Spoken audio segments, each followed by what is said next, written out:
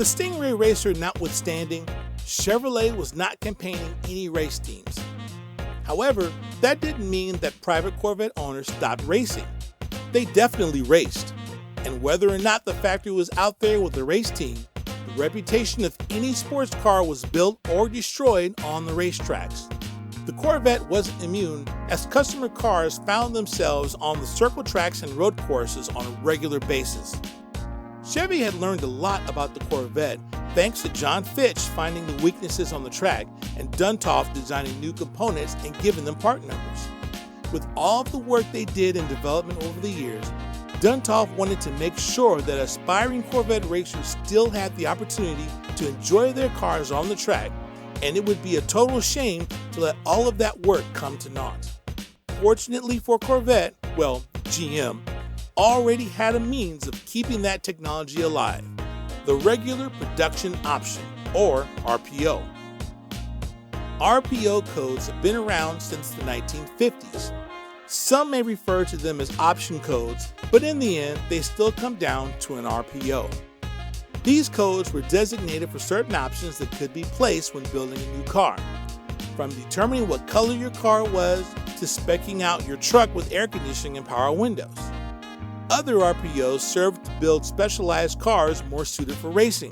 RPO codes were very useful back then and are still very useful on today's new GM vehicles, although these days they're more like their own nameplates than individual options.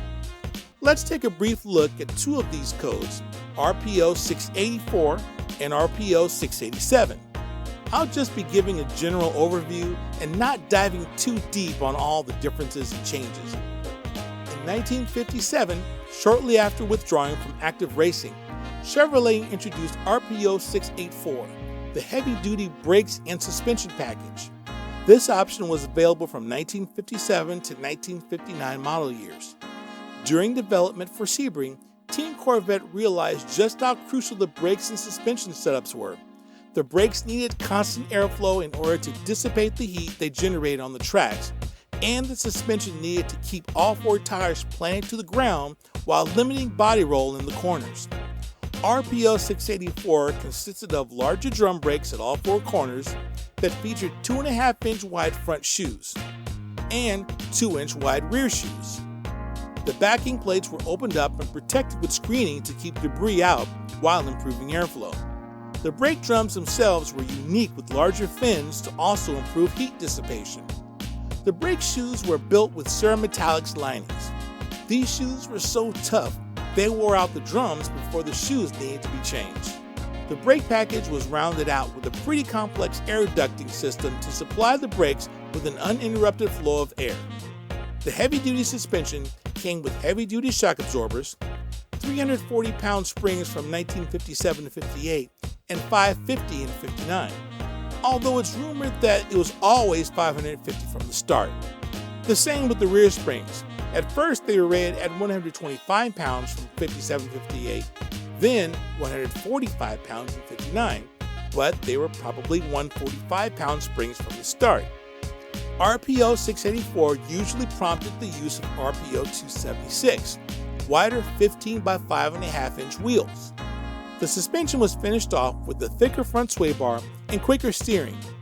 Many of these cars were accompanied by limited production option, or LPO 1625, the 24-gallon fuel tank. In 1960, RPO 684 was discontinued and replaced with RPO 687.